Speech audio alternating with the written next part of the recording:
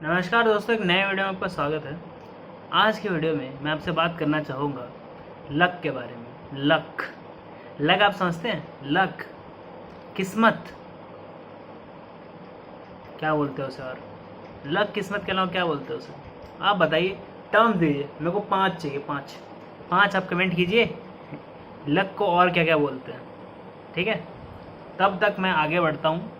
Luck के बारे में बात करना बहुत ज़रूरी है क्योंकि लक को बहुत लोग अंडर एस्टिमेट करते हैं। लोग बोलते हैं या तो मेरी अच्छी किस्मत है या ख़राब किस्मत है, पर अंडर एस्टिमेट बहुत किया जाता है उसे।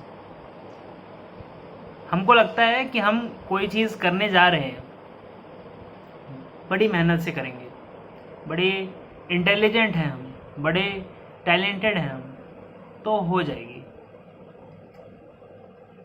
और लक का तो छोटा सा पार्ट है। लक कितना ही है, लक ऐसे ही है। ठीक है, लक तो ऐसे ही है, मेन तो कर लेंगे हम।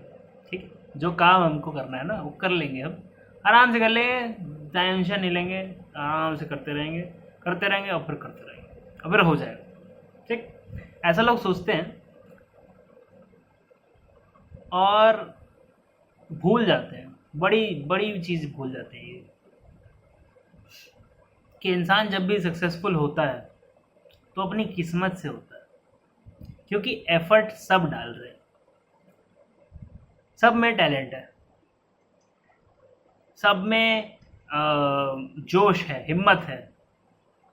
क्योंकि वहाँ जो भी आया है वो हारने थोड़ी आया है, जीतने आए हैं सारे, सब के सब जीतने आए हैं।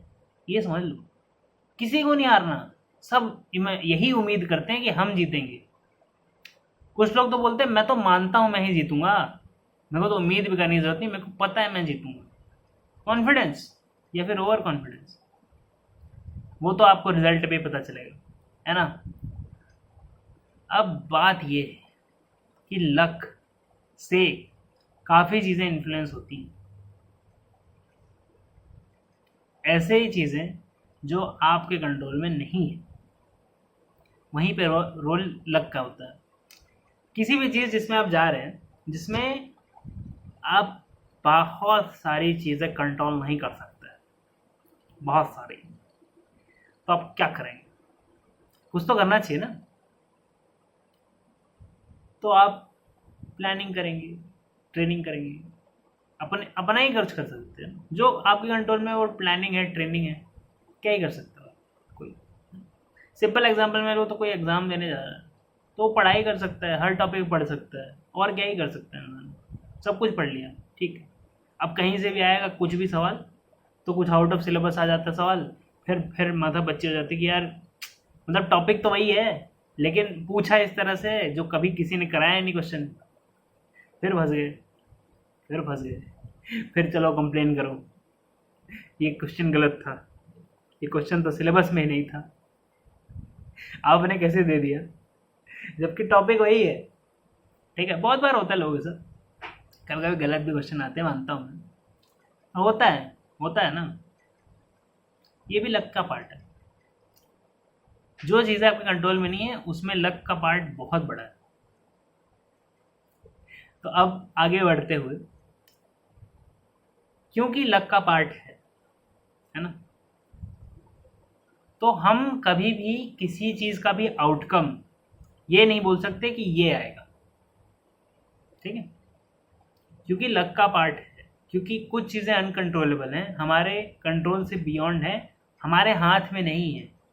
ठीक है, पेपर हम नहीं सेट कर रहे हैं, और पेपर हम सेट कर भी रहे हैं तो हमको उन पेपर में से कौन सा सेट मिलता है वो हमारे हाथ में नहीं है। ठीक, समझ रहे होंगे मैं क्या बोल रहा हूँ, कि जब भी आप सोचते हैं कि मैं सब कुछ कंट्रोल कर लूँगा, तब भी कुछ छूट जाता है, तब भी कुछ ऐसी चीज़ होती है जो आपके हाथ में नहीं है। ठीक, और वो क्रिएट करती है वेरिएबल। ठीक है, अब वो कितना बड़ा वेरिएबल है वो हमको नहीं पता, पर एक रेंज में होगा। ठीक है, अगर आपने ज़्यादातर पढ़ाई की है, बहुत पढ़ाई मतलब फुल सिलेबस आप पढ़ चुके हैं, क्वेश्चंस आपने सारे हल किए, आपको आता है कैसे करना है,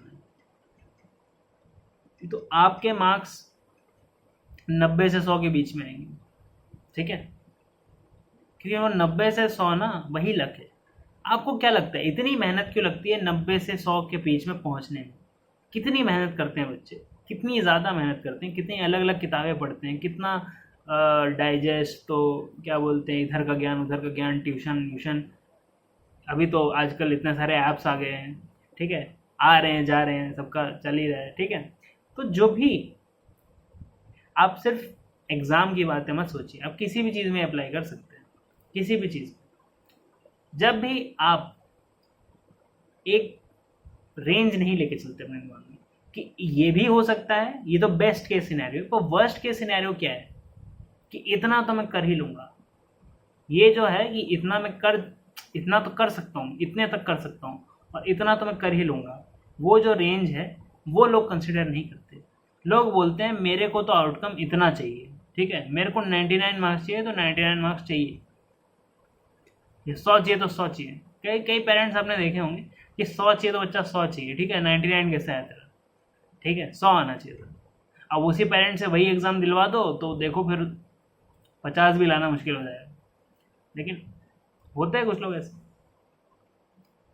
तो जब भी आप फ्यूचर प्रेडिक्शंस कर रहे हैं, आप कोशिश कर रहे हैं जानने की कि मैं कहाँ स्टैंड करता हूँ, कहाँ मेरा वो आ सकता है, क्या मेरा हो सकता है, ठीक है।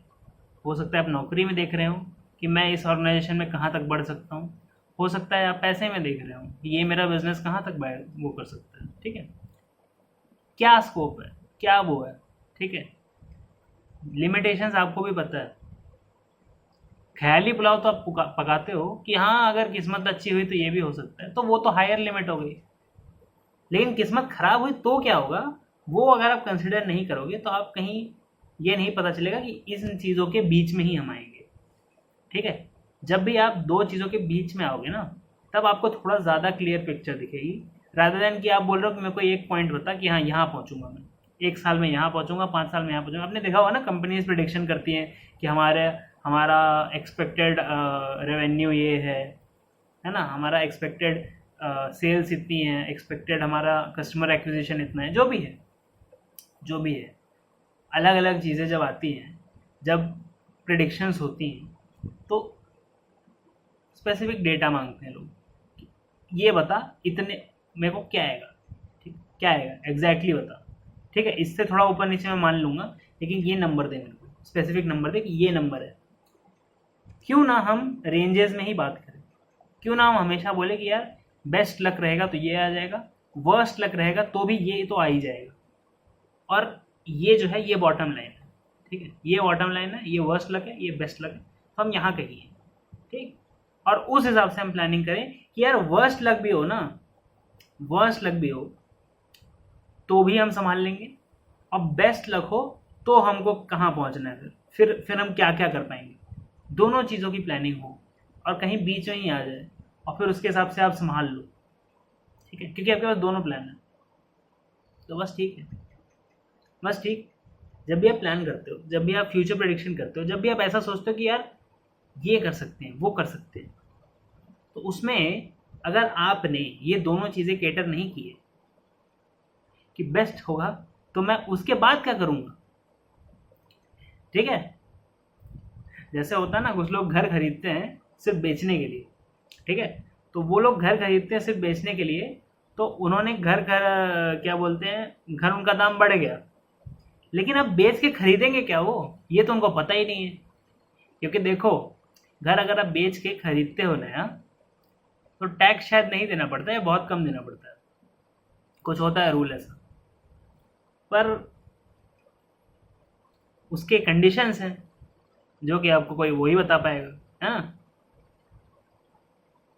लेकिन अगर आपने घर देख के नहीं रखा है कि अगर अच्छा रिजल्ट आ गया, है ना, सही सही अच्छे दाम पे बिक गया ये घर, तो मैं इस पैसे का क्या करूँगा। अगर आपको नहीं पता है, अगर आप नहीं जानते कि ये जो महान पैसा आपने ठूस लिया है अपनी जेब में, इसका क्या होगा, तो पहली बात तो सबसे बड़ा आपको चार्ज लगेगा टैक्स, ठीक है, सबसे पहले तो टैक्स जाएगा।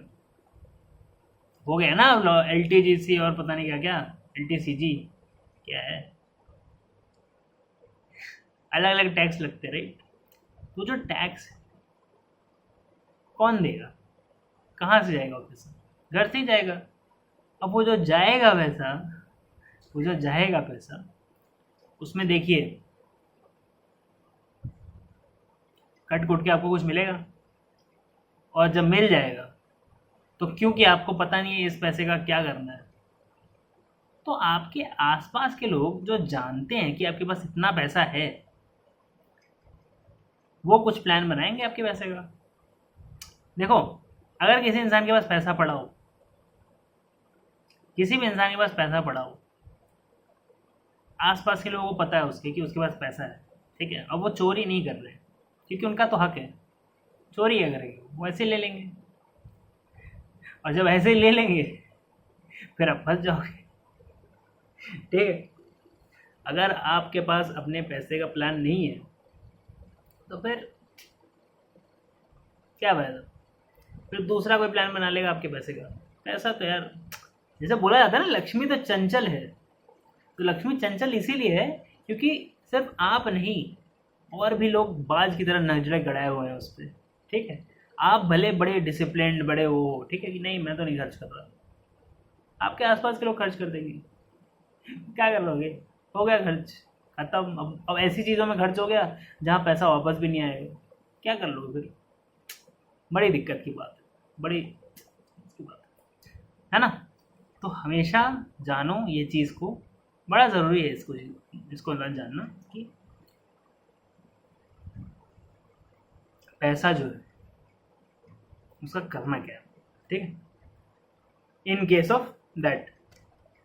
वरना प्रॉपर्टी बढ़ने दो ना यार, क्यों देना है टैक्स, टैक्स जितना कटा हो सकता है आपका जितना प्रॉफिट था सारा उस टैक्स में चला गया, क्या बात है, रखे रहो प्रॉपर्टी, प्रॉपर्टी भी पड़ी रहेगी, उसको अगर आप यूज़ नहीं कर रहे हो तो रेंट पे चढ़ा दो, रेंट पे नहीं चढ़ा सकते किसी को दे दो रहने के लिए, है ना। मोटा मोटा मैं क्या बोल रहा हूँ, अगर आपके पास प्लान नहीं है तो आप फंसोगे, प्लान है तो भी फंसोगे, ठीक है। प्लान नहीं है तो फंसोगे ही, प्लान है तो भी फंसोगे, पर आप कुछ कर पाओगे उसके बारे में, ऐसा नहीं रहेगा कि यार आप कुछ भी नहीं कर पाए, ठीक। बस उतना सा ही वो है, जिंदगी में कुछ भी कभी भी कहीं भी हो सकता है, चीज़ें बदलती रहती, चेंज होती रहती है, और जो इंसान इस चीज़ को एक्सेप्ट नहीं कर पाता है वही प्लान नहीं करता है, ठीक है, कि यार ज़िंदगी में कुछ बदलेगा, कुछ नया होगा, तो उसके हिसाब से कुछ और भी करना पड़ेगा। जो इंसान ऐसा नहीं सोच पाता है, जिसको लगता है सब कुछ जैसा है वैसा ही रहे, फिर दिक्कत हो जाती है। दिक्कत ये हो जाती है कि आपका फिर वक्त बदल दिया, हालात बदल दिया, ये हो जाता है आपका, आप बहुत बुरी तरीके से उस चीज़ को फाइट करते हो। चेंज को जितना आप फाइट करते हो उतना आपको चोट लगती है, चेंज तो चेंज हो गया ही रहेगा, है ना। ये बात है, आशा करता हूँ आज का वीडियो आपको पसंद आया हो। आपने वीडियो देखा अभी तक उसके लिए धन्यवाद। वीडियो लाइक कीजिए, शेयर कीजिए, सब्सक्राइब कीजिए, चैनल पे बने रहिए। कंसल्टेशन के लिए व्हाट्सएप कीजिए व्हाट्सएप ग्रुप में ज्वाइन होने के लिए लिंक पे क्लिक कीजिए, पहुंच जाइए, उस पर रेगुलर अपडेट्स आते रहते हैं, आपके नंबर प्राइवेट रहते हैं, उस हिसाब से आप आ सकते हैं। Thank you very much for watching इस वीडियो। मैं मिलता हूँ आपको अगले वीडियो में, तब तक के लिए बाय।